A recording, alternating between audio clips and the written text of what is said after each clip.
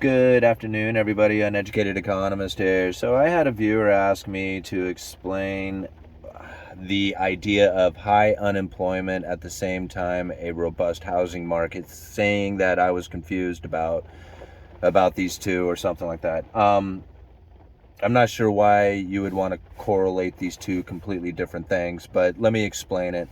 You can have high unemployment and not necessarily have high foreclosures or have any foreclosures, right? I mean, COVID, for example, right?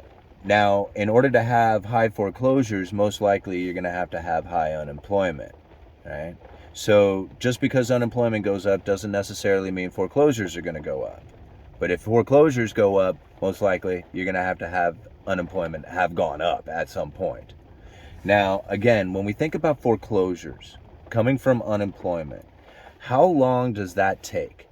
Okay, because now everybody says interest rates go up, housing market's going to crash. Didn't crash. Stopped it from going up. In a lot of areas, it's come down. In some areas, it came down a lot, right?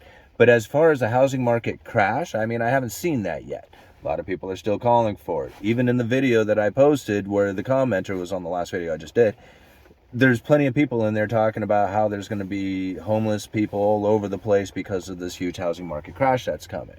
All right. I'm not trying to deny it. I just want to see it. I want to know what it is that's going to come. In fact, I don't want to see it, but if it does come, I'm hoping to position myself in a way that I can take advantage of it.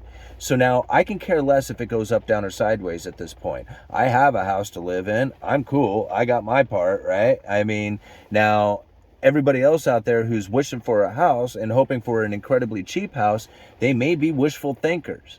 You have to understand where's the strategy coming in that I'm going to wait till the housing market crash happens, but then you don't understand why there would be a housing market crash. You're just assuming because everybody else who is saying there's going to be a housing market crash is saying all the good, wonderful stuff that you have ever wanted to hear. But I was told that when interest rates will go up, when the Federal Reserve starts to raise interest rates, nobody's going to be able to afford those payments and we're going to have a housing market crash. Still haven't seen it yet. Now, really, what do we have to think about? We have to understand what is it really going to happen if we have a housing market crash? Like, what is going to cause this? All right. Now, for me, it's going to be a rise in foreclosures. And in order to have a rise in foreclosures, you're going to have that come from unemployment. So if unemployment goes up, that would be the indicator that the foreclosures could be coming. Not necessarily coming, could be coming. So once unemployment rises, then we look for the foreclosures. Once we see the foreclosures, then we could start seeing the idea of a housing market crash, or at least the housing market coming down due to foreclosures. But that's the path that it would have to take. And now, yes, we are seeing the layoffs taking place, and they're taking off like crazy all over, right? I mean, we're hearing about it from Google and everybody else out there, Amazon, and everybody's like laying everybody off, and all these retailers are going out of business. Retail apocalypse, right? Layoffs like crazy.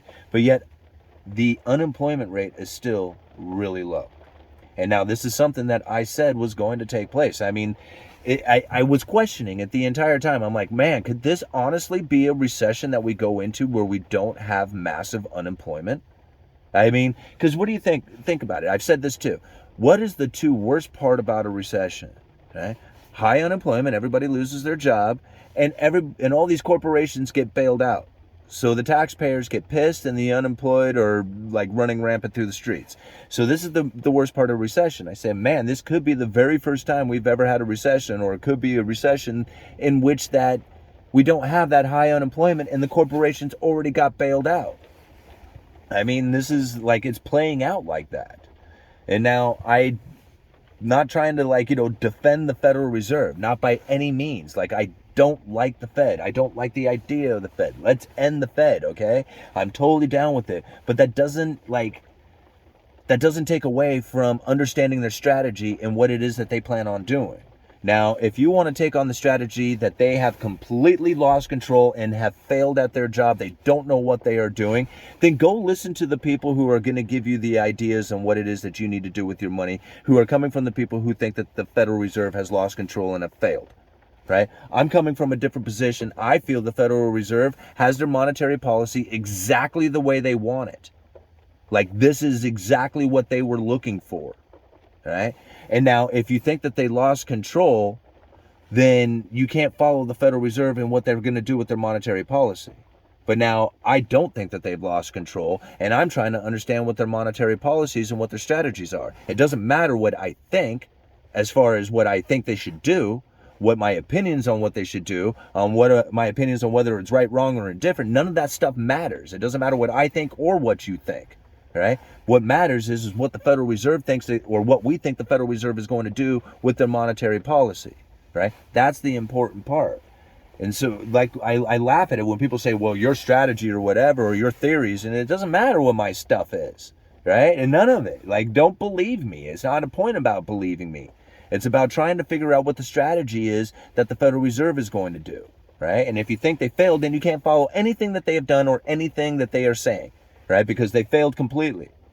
Like, I don't think that way. I think what they are doing is very intentful, right? This is the position in which that they wanted everybody in. You know, you think about it, like when the interest rates were going to go up and everybody was screaming out there, this is going to cause the housing market to crash. Because of the high interest rates, nobody's going to be able to afford the payments. And I said it then, I was just like, you know, we very well could come into a position in which that the mortgage-backed security issuance starts to fall due to the fact that nobody's refinancing and nobody's buying new homes. And now if you have mortgage-backed security issuance coming down, at the same time that the investors are looking for fixed income return, right? So now here you have the supply of mortgage-backed securities falling. The investors are looking for fixed income. They're like, hey, mortgage-backed securities, that's a fixed income that we can put on our portfolio. And check it out, the prices are getting down there pretty good. Look at the yield on that. That's my ticket. That's where I'm going to get in. And they start to support the mortgage market. Not the Federal Reserve, not the government, not everybody else, the market, right? The market's stepping in to do that stuff.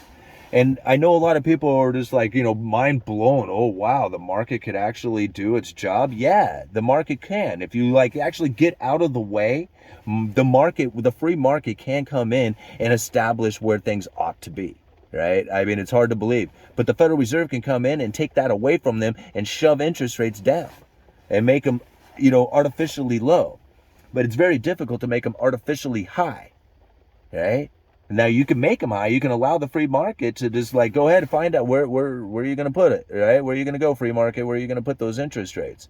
And they could take it all the way up to 15%, sure, you know, especially if the Federal Reserve was to start dumping out all their mortgage-backed securities. Yeah, you could find where they could definitely go up to 15%. I mean, it depends on how much they've tried to flood the market with them. But that's not the case, right? They're unwinding this stuff very methodically. Okay? And now whether or not it gets chaotic at times, I'm not saying that doesn't happen. I mean, yes, that does happen because, you know, it's not exactly a perfect, you know, science or world out there. I mean, emotions and ideas and situations change, and the flow of money happens from people's decisions on what they are doing. So I don't know. Like, I mean, to me, everything that's playing out makes perfect sense. I mean, as far as like America is done for, complete loss, write it off, we're done, dollar's cooked. You know, just go ahead and close the book on it right now. I don't know. How do you play that strategy? I mean, how do you do that? You have to be 100% in gold and bullets, right? That's where you would have to be inside of that case. I mean, to me, that's not the way it's going to go down. I mean, we're gonna step into central bank digital currencies. We're going to go into tokenizing. We're going to see negative interest rates. We're going to have UBI. We're going to have all that stuff in order to try and maintain the dominancy that they have, right? And it's all about being able to provide the new money coming into the system. This is the reason why we're going to end up going to war with China in the end, right? Because there's no other way to avoid it. At some point, China's going to need new money coming in, and they're not going to be able to get it from the issuance of manufactured goods. They're going to have to do it from the issuance of debt, and that's really going to piss us off because we're the issuers of debt, not China, right? You know, and so when they go to try and get new money in by doing that, it's going to be all hell to pay. And we're going to see like major wars start to take place from that point. Scary stuff, man. I mean, isn't this the way you guys think? All right, uneducated economist, you let me know.